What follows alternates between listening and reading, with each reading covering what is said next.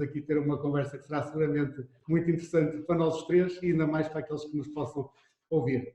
E começando já, eu perguntava uma coisa ao Murta. Murta, o que é que neste mês, que já passamos um mês em confinamento, o que é que alterou no teu dia-a-dia enquanto pessoa, enquanto indivíduo, quer em relação ao teu dia-a-dia profissional, quer à forma como tu podes ou não ver a tua vida e o mundo igual ou diferente?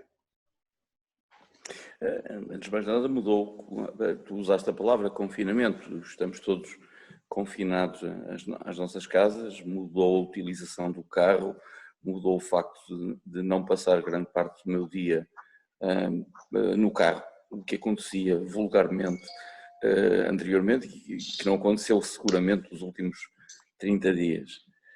Mudou antes de mais nada uma perspectiva que eu acho que é relevante.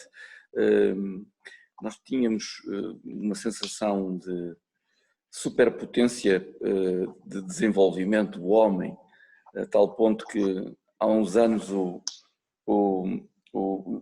professor Harari escreveu um livro chamado Homo Deus, depois de ter escrito o Homo Sapiens, em que colocava o homem no centro do mundo, a ponto de lhe chamar Homo Deus. Eu lembro-me que não gostei particularmente do livro, em particular dos últimos capítulos, mas não pude deixar de pensar que ele tinha razão. Desde logo pelo pretenciosismo do homem em face ao mundo. Eu acho que estes 30 dias nos condenaram à nossa insignificância e à nossa fragilidade e demonstraram cabalmente, por causa de um vírus, de uma coisa pequenina, que supostamente não tem sequer proporções comparáveis connosco, mas que de alguma maneira não só marcou a agenda total e completamente do mundo, como nos obrigou de forma inapelável a alterar os nossos hábitos para protegermos os outros e para nos protegermos a nós próprios. Foi isto que mudou.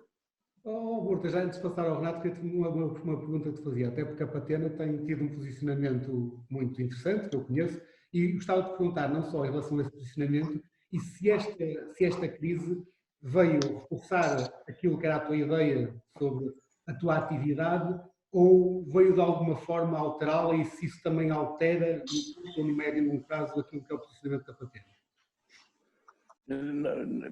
Se ela veio fazer alguma coisa, foi reforçar, para as pessoas que conhecem menos bem a Patena. Portanto, a Patena é uma sociedade de capital de risco que investe em ventures e desde há 4, 5 anos esta parte, eu tenho uma ideia muito forte, é pessoal, mas também é partilhada pela equipa, de que a maior oportunidade de investimento nos próximos anos, ou uma das mais oportunidades, pelo menos, é seguramente a oportunidade da transformação da medicina e do setor farmacêutico por via do digital. Se quiserem, um espaço de interseção entre medicina, farma e digital.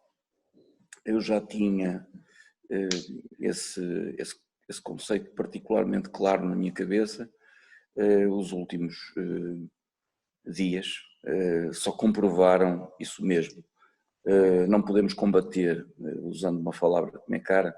Eu comecei a minha vida académica a trabalhar em problemas combinatórios, NP completos, em problemas de explosão combinatorial, que geram naturalmente exponenciais em função da ordem de grandeza do problema.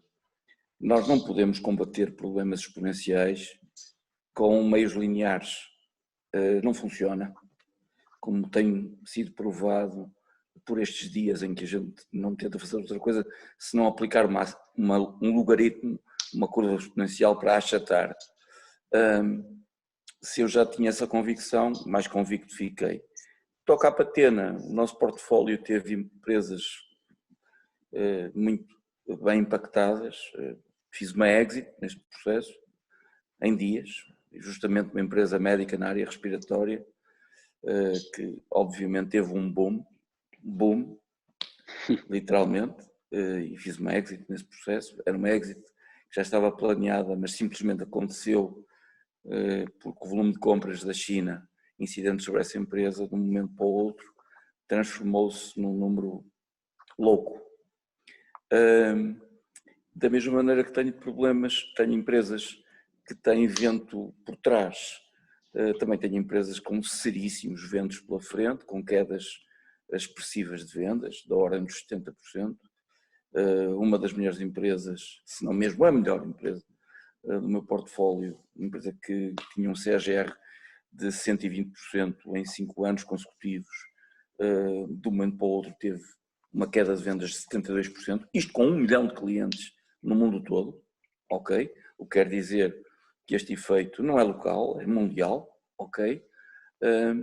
E basicamente, obviamente, isso nos obriga a aplicar a maior lateralidade possível em face de circunstâncias que de um momento para o outro são adversas com uma diferença de dias.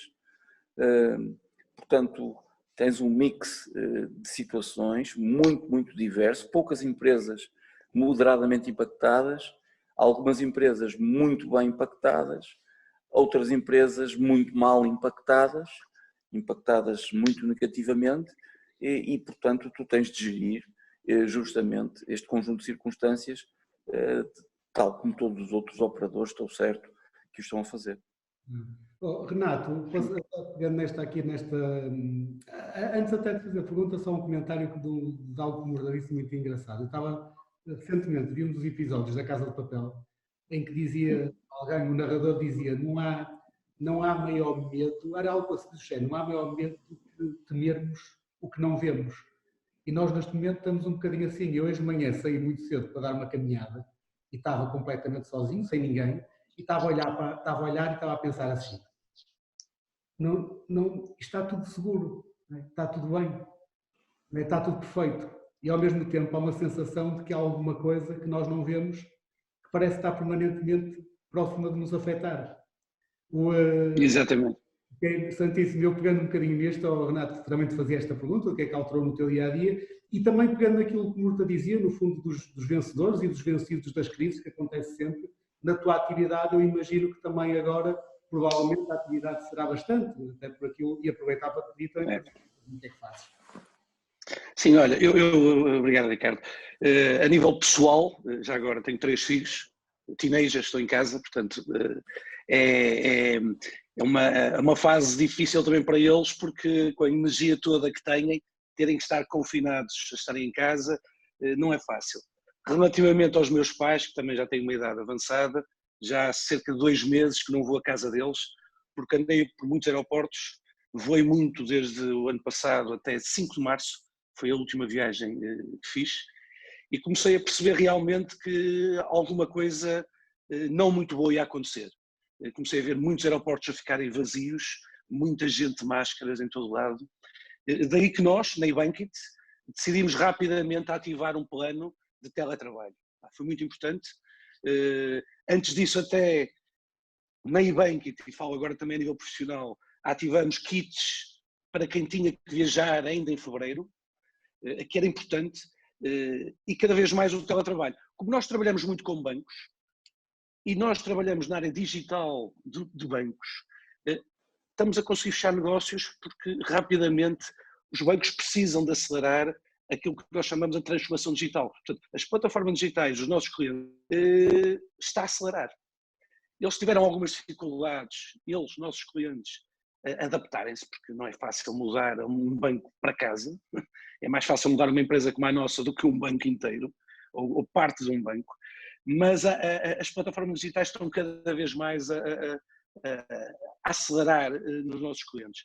Outra questão que eu queria dizer, que eu acho que era importante, nesta primeira pergunta que o Ricardo me colocou, é que há uma solidariedade internacional, que isto é um problema global. Nós temos clientes em todo o mundo, desde o Kuwait ao Canadá, Estados Unidos, Londres, Suíça, etc. E este é um problema que é de todos. Portanto, em todo lado, estamos todos a viver o mesmo. Portanto, é um problema global. Portanto, acho que é preciso realmente termos cuidado, mas gradualmente eu penso que vai haver uma retoma a partir do momento em que se consiga ter mais confiança, como o Ricardo dizia. Renato, eu também pegando isto que estavas a dizer, só uma questão que te colocava. Nos últimos anos recentes, nós permanentemente ouvíamos falar do ataque que as fintechs faziam aos bancos, no fundo, das novas empresas, novas fintech, e muitas vezes eu falava até com amigos meus que trabalham em bancos e alguns até com lugares interessantes, e a sensação e nisso o Renato tens um conhecimento muito mais próximo, porque estás com eles todos os dias, era aquela sensação de alguém que diz assim, sim, é verdade, mas... E parecia que havia sempre um mas que fazia com que isto é uma coisa que eu, por enquanto, não tenho que preocupar. Neste momento caiu-lhes o mundo em cima, para o mal e se calhar para o bem, ou seja, se calhar vão ter que, não só ao mesmo tempo que se preocupam, provavelmente, porque isto é uma pergunta que faço, provavelmente vão se tornar mais competitivos em relação até muitas das empresas que nasceram digitais. Perfeitamente de acordo, Ricardo. A banca e os bancos, chamados, se quiserem, mais tradicionais, vão ter que acelerar o processo de venda de produtos financeiros para particulares e para as empresas de uma forma bastante mais digital do que faziam no passado. E isso obriga-os claramente a terem não só parcerias com as fintechs que estão a aparecer, que estão muito mais à frente, a terem plataformas, como é o caso da nossa plataforma eBankit, para acelerar o processo. Eles não podem estar à espera mais 2 anos a criar uma nova arquitetura tecnológica, porque 2 anos é muito tempo, então eles têm que comprar produtos como o nosso e têm que, no fundo, agilizar, e nós, por exemplo, cá em Portugal trabalhamos com alguns bancos, agilizar o processo de venda no digital, venda de produtos. Aquilo que o Ricardo precisa hoje, aquilo que eu preciso, se eu compro uma viagem ou se eu faço uma reserva de um hotel completamente de forma digital, eu tenho que conseguir ter um crédito de habitação, um crédito pessoal, um crédito automóvel completamente digital. E é isso o grande desafio da banca nos próximos tempos, acelerar a transformação digital. Muito bem. António, eu lembro-me que em tempo ouvi uma das tuas excelentes palestras, já ouvi muitas, e uma das coisas que eu penso que te preocupa, a mim preocupa-me há muito tempo, e já me preocupava há muito tempo, e neste momento, sou-te sincera, talvez das coisas que mais me preocupam em relação ao pós-Covid, que é a forma como, mais do que os governos, como nós todos, quase pedimos aos governos para que nos vigiem, para que nos condicionem, para que nos retirem liberdades, direitos e garantias. E fazemos com uma falsa sensação, isto na minha opinião, de segurança, às vezes com uma sensação de segurança, no curto prazo, em algumas destas coisas são de segurança, mas como é que nós vamos ficar depois disto? O que é que vai mudar? O que é que achas que vai acontecer naquilo que é a nossa vida coletiva? Antes de mais nada, a pessoa que se está a exprimir é uma pessoa de centro-direita, portanto, desde logo uma pessoa que acredita no capitalismo com valores, não no capitalismo selvagem, não sou um libertário, faço esta declaração para que se compreenda o que vou dizer. Acho que vamos assistir a um período de forte intervenção estatal, absolutamente necessária, devo dizer, para garantir que mitigamos os efeitos de uma depressão que vai ser mais ou menos profunda, mas será certamente muito profunda na economia mundial. Este fim de semana lia um texto da Julius Baer, do gestor de fortunas suíço, que dizia que, por exemplo, na Europa, os números da recessão andarão à volta de menos 11 a menos 21, dependendo dos países. Menos 11 a menos 21 são números muito grandes, ok? Acredito que uma parte disto se pode recuperar rapidamente, mas acredito que a outra parte não será recuperada rapidamente e poderá demorar bastante tempo a recuperar, porque implicará uma confiança que foi necessariamente abalada, ok? Desse ponto de vista, portanto, quando falo de confiança, estou a falar de uma confiança de entrar num cruzeiro.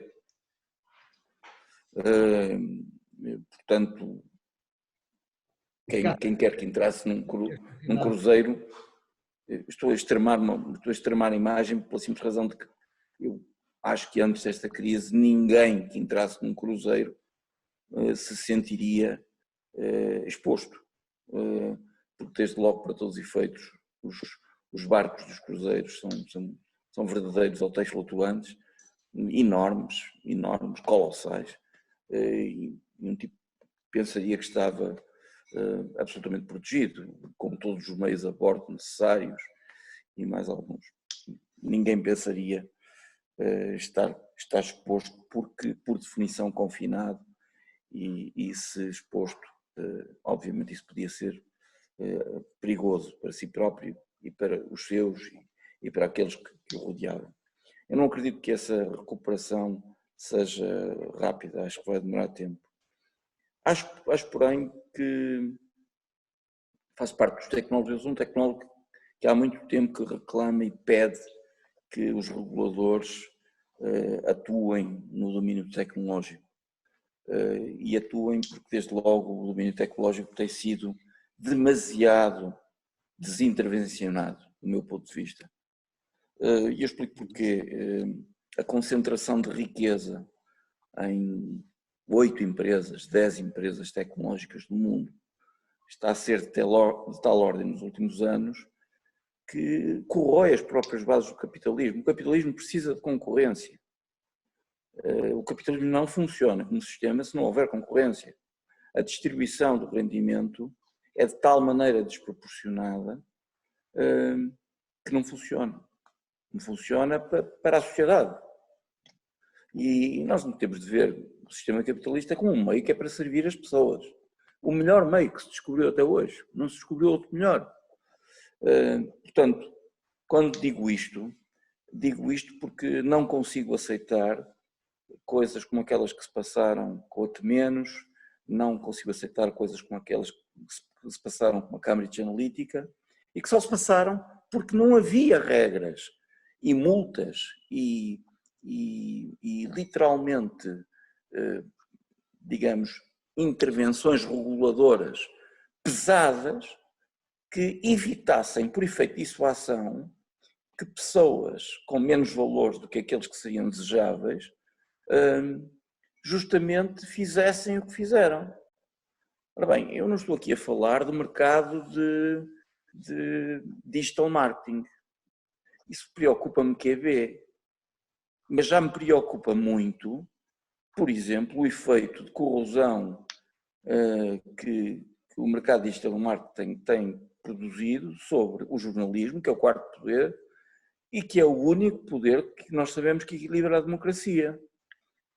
Quando, para todos os efeitos, estão em causa as bases de sustentação da democracia e a crença na própria democracia, isso é grave. Isso não é uma coisa leve.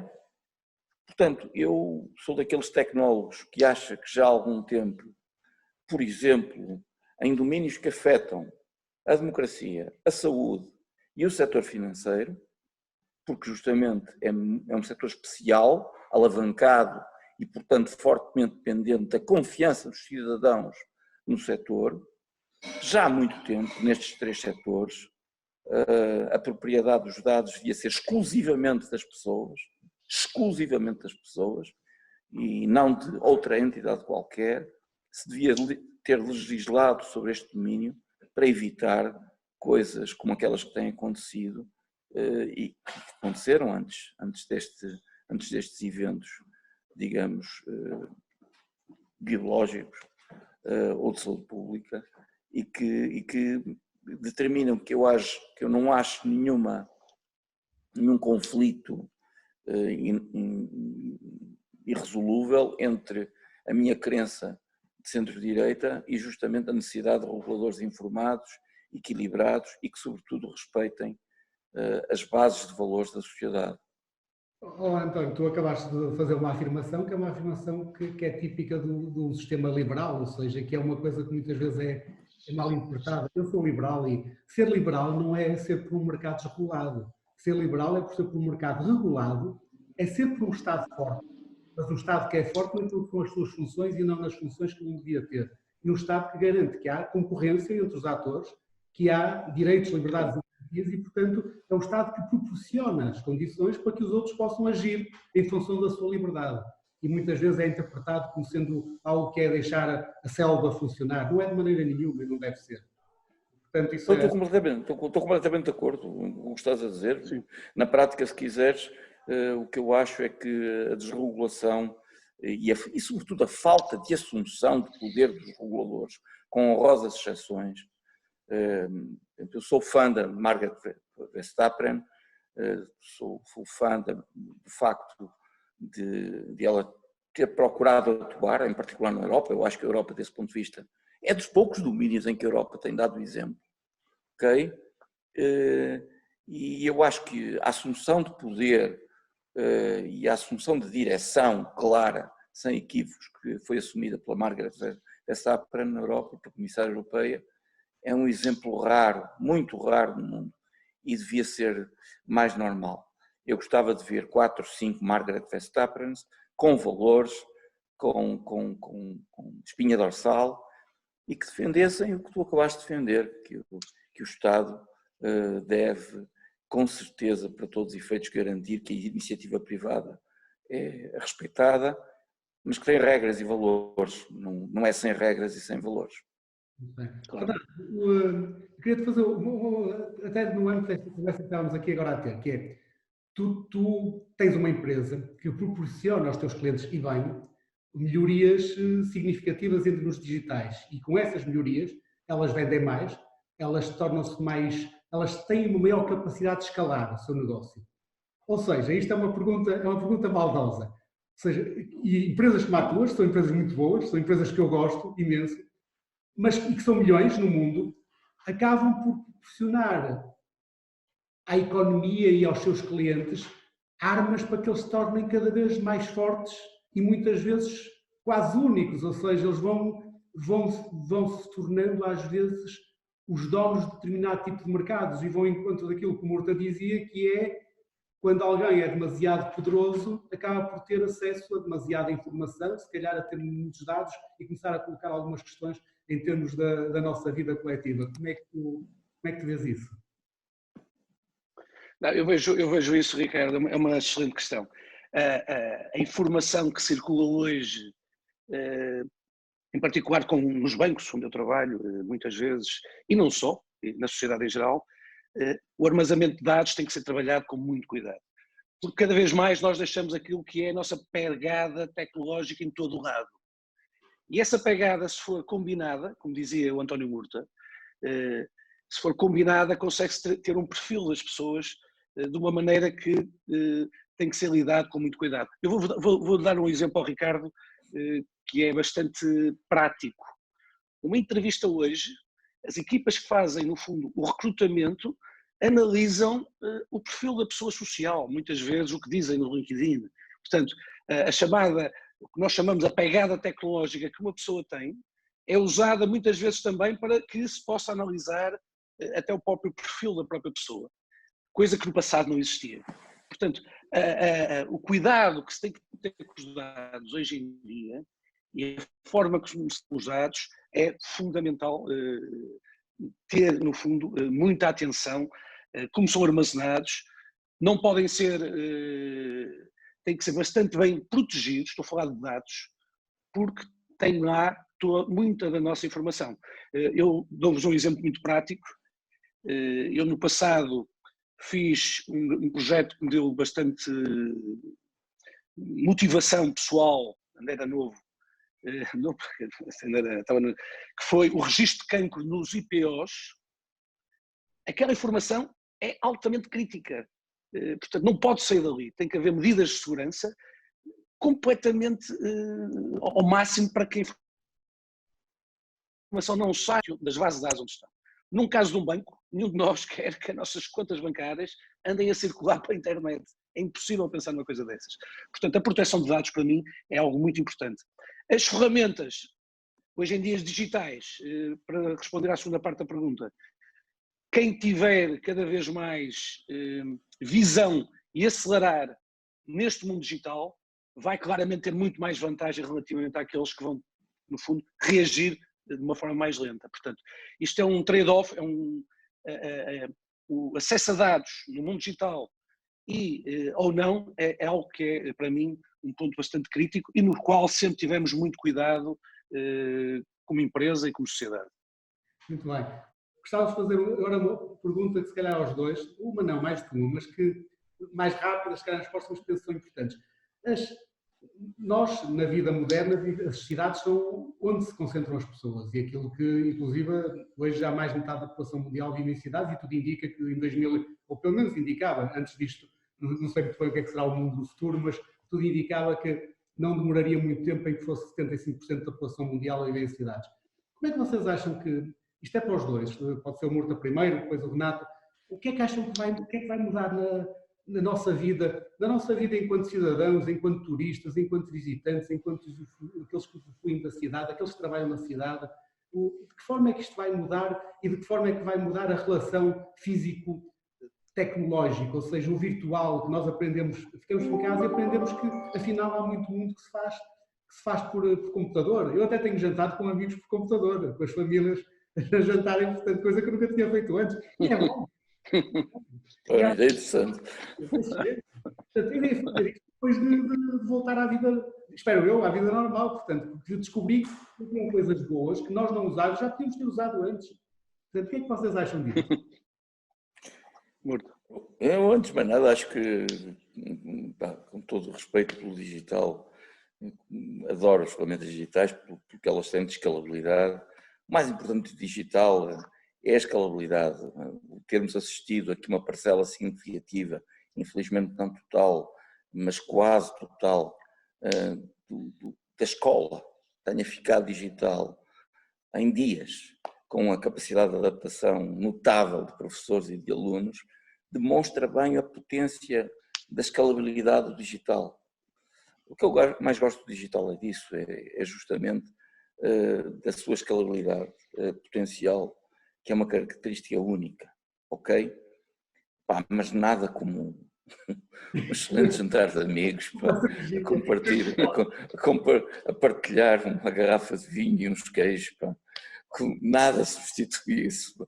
Portanto, eu se alguma coisa consigo antever é logo que a gente possa, eu tenho a certeza de que vai haver aqui um fenómeno que acontece normalmente quando algo é reprimido, de recuperação justamente de algum condicionamento, alguma repressão de uma forma espontânea, humana e perfeitamente compreensível. Tenho dificuldades em fazer futurologia sobre cidades ou sobre o que quer que se vá retirar desta crise. Deixa-me dizer-te algumas coisas, são pinceladas. No setor da saúde, que me é muito caro, acredito piamente que nós vamos implementar medicina digital, escalável, independente da geografia, não só em patologias infectocontagiosas, como foi o caso, mas em patologias crónicas que têm números avassaladores e que estão a ser tratadas em modo consulta. O modo consulta é um modo completamente não escalável, não funciona, é como tentar parar um rio com as mãos. Esta frase é do meu pai: não se pode parar um rio com as mãos, não funciona, tem de se construir uma coisa chamada barragem, que é escalável, e basicamente nós temos na saúde, sobretudo nas crónicas, tentado parar o rio com as mãos. Acredito que, como consequência direta daquilo que vimos acontecer nos últimos meses, dias, nós vamos assistir a uma alteração profunda da organização dos sistemas de saúde no mundo e em particular no domínio dos crónicos. No âmbito da saúde, no âmbito da educação, eu acho que esta crise foi uma enorme oportunidade de demonstrar o valor do digital enquanto suporte à educação. Eu não acho que isso necessariamente vá impactar de forma permanente o ensino dos jovens. Acho que pode acontecer, mas não será, do meu ponto de vista, o segmento da educação mais afetado. Acho que vai com certeza afetar o setor da educação contínua, o setor da educação durante toda a vida, porque ficou demonstrada, se é que era preciso demonstrar, o extraordinário potencial que existia e que estava escondido e que ficou de um momento para o outro à vista de todos. Ele era visível para quem usava Coursera, para quem usava edX, mas esses ainda eram uma fração do mundo. Com o que se passou nos últimos dias, uma enorme subpopulação do mundo, em particular no segmento jovem e também no segmento dos professores não tão jovens, utilizou a potência destas ferramentas. Sobre a distribuição no território, entre cidades e o assim chamado campo. Eu não consigo imaginar o que vai acontecer. Eu acredito que esta tendência agregadora das cidades talvez esteja influenciado nisto pelas leituras de literatura de ficção científica. Na literatura de ficção científica, que normalmente é premonitória, as cidades atingem um pico, ok? E a partir de determinado pico balcanizam-se e há um refluxo muito grande às comunidades mais pequenas, justamente para todos os efeitos, porque os meios telemáticos permitem uma proximidade que não necessita de ser necessariamente a proximidade da distância física. Acho que isso não, a concentração nas cidades não vai mudar no curto prazo, mas a médio e longo prazo eu acredito que vai haver um contramovimento, desde logo pelas razões que têm que ver com a falta de qualidade de vida nas próprias cidades, maiormente por via do trânsito, por via da saturação. Eu não imagino, finalmente, e isto é a última coisa que digo, o que vai acontecer nos transportes, mas devo dizer que me dei a pensar, por exemplo, pronto, e para um liberal, como tu disseste, este é um pensamento razoavelmente esotérico, mas até um liberal consegue pensar que o planeta tem limites, e devo dizer que dei-me a pensar se deveríamos permitir o número de viagens de avião que permitimos, se devíamos permitir que uma pessoa use Ryanair, ou seja, um avião, para fazer uma viagem de 2 dias. A pegada ecológica, usando o termo que já foi usado pelo Renato, desses 2 dias é enorme, é colossal, ok? E eu pergunto-me se nós não deveríamos fazer mais viagens, menos viagens de 10 dias, de 15 dias, e menos viagens tão curtas quanto aquelas que fazemos. Tenho consciência que este pensamento é um pensamento fortemente discutível, tenho a certeza que deveria e haverá muitas vozes dissonantes da minha, mas também tenho a certeza de que nunca, em tão curto espaço de tempo, se diminuiu de forma opressiva, porque foi resultado de repressão ou de opressão, as emissões de CO2 no mundo. E eu acho que isso vai dar que pensar a muita gente e acho que para todos os efeitos que talvez haja mudanças expressivas no setor da mobilidade e dos transportes que não conseguimos antever hoje, mas que vislumbramos, pelo menos. É o que posso dizer.